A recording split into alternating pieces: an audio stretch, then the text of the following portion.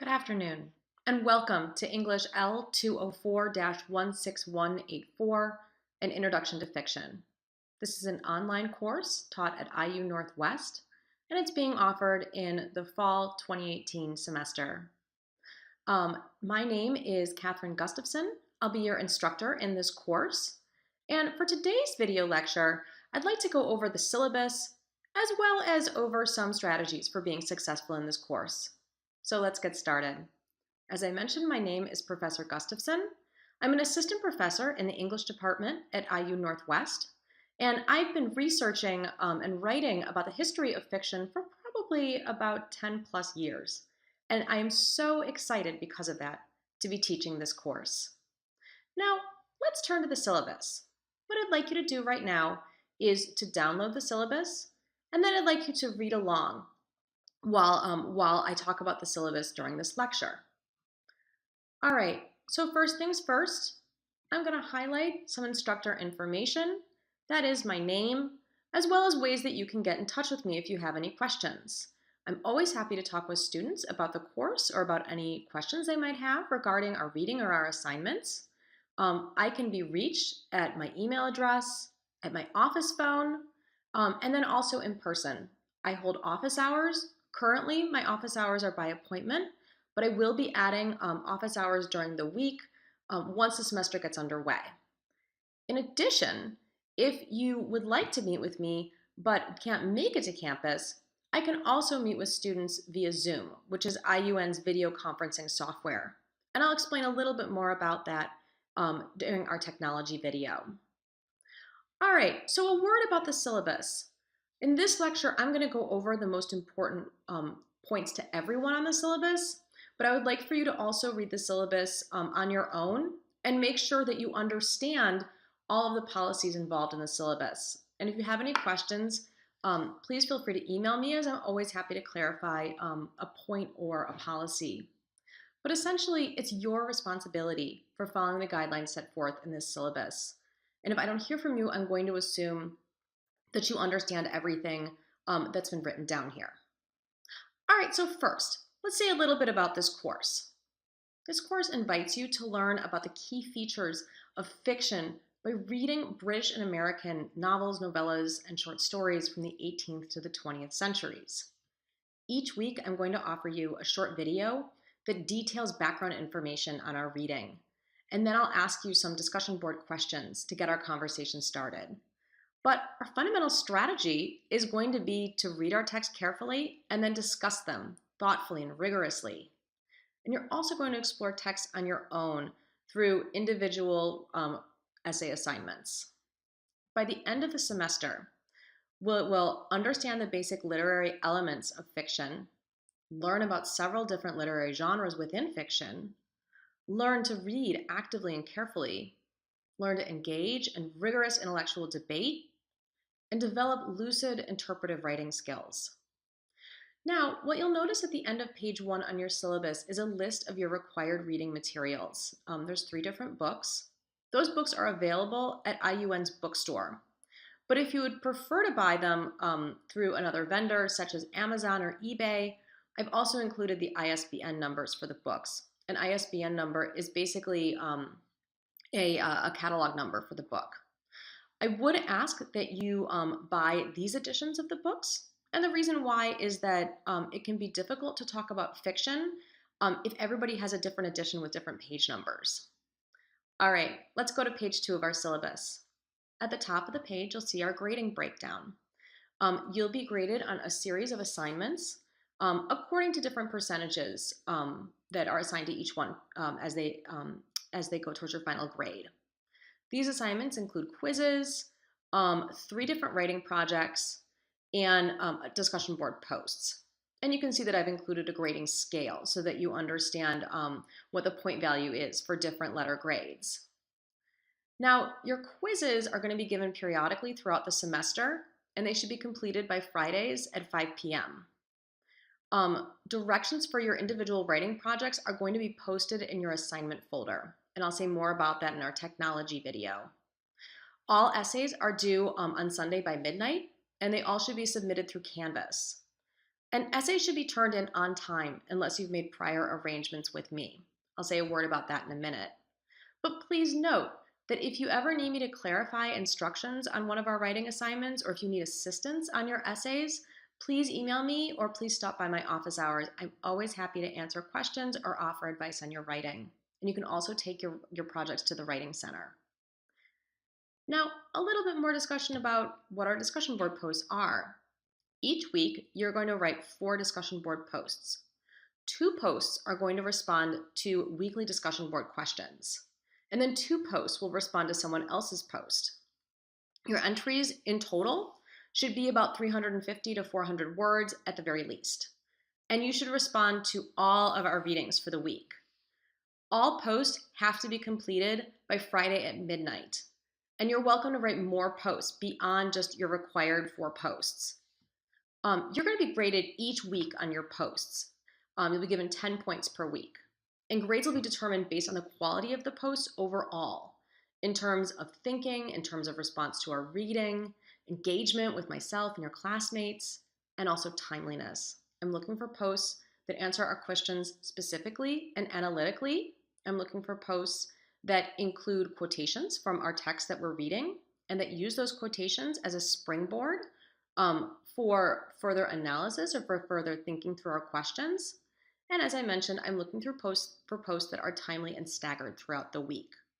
What that means is that points will be deducted if your posts are all posted on the same day, or if your responses are all posted at the end of the week, that is by Friday.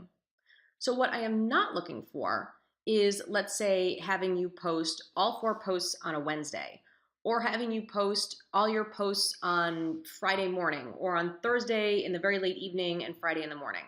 Instead, I would recommend that you stagger your posts throughout the week. And we'll be talking a little bit more about that in our discussion about success strategies. But students have often reported that they find online courses to be most doable if they do them on 2 different days a week. And I would suggest that for your posts as well. All right, beginning on page 3, you'll see your class reading schedule. This schedule will also be replicated each week in your What's Up page. All right?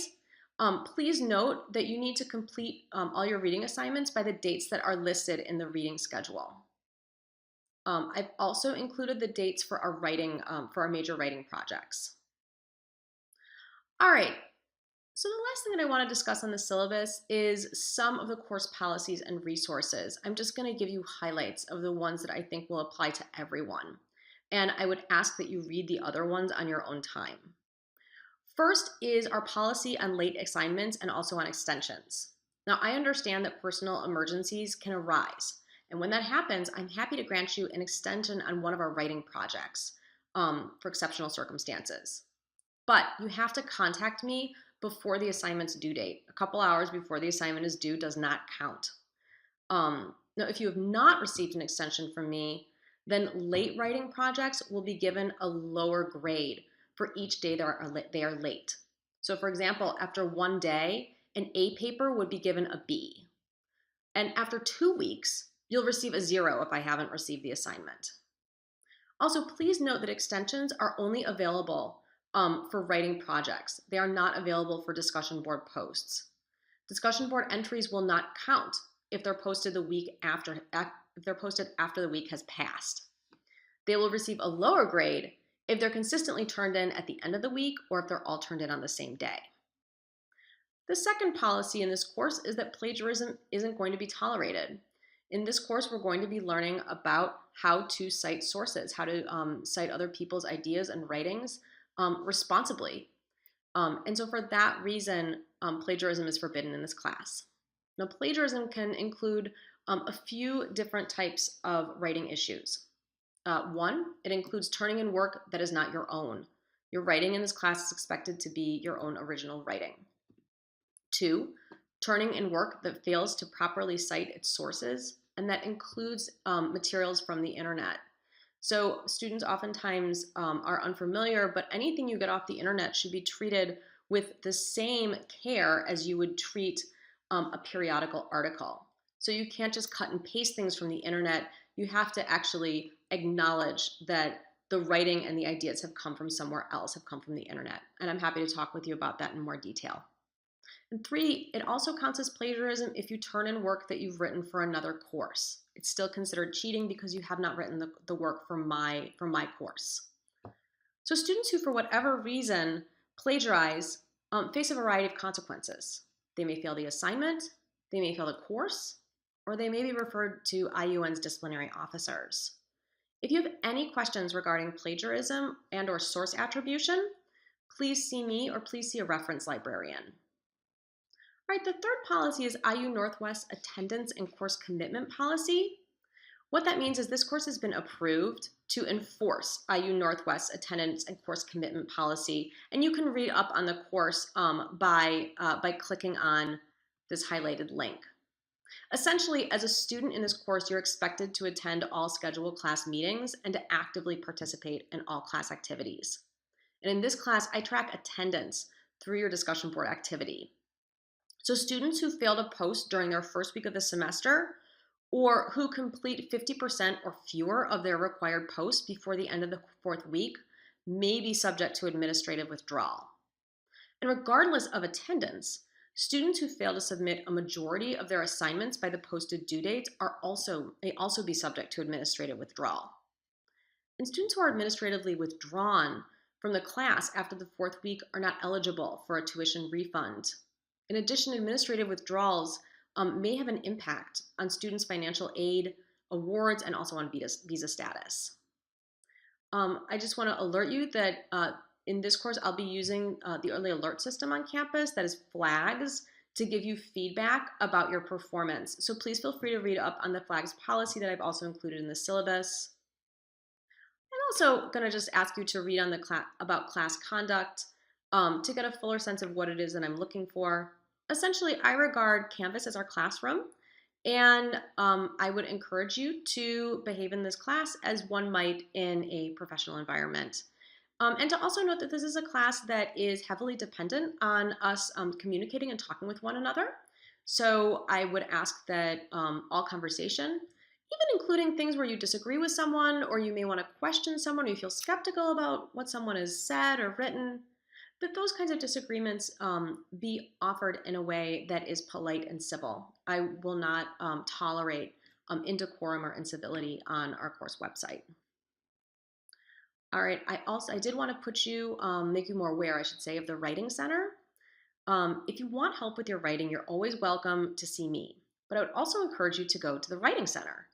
The Writing Center offers free one-to-one assistance with writing assignments, that is any writing assignment that you'll encounter at IU Northwest. Sessions are available for face-to-face meetings, but also online meetings.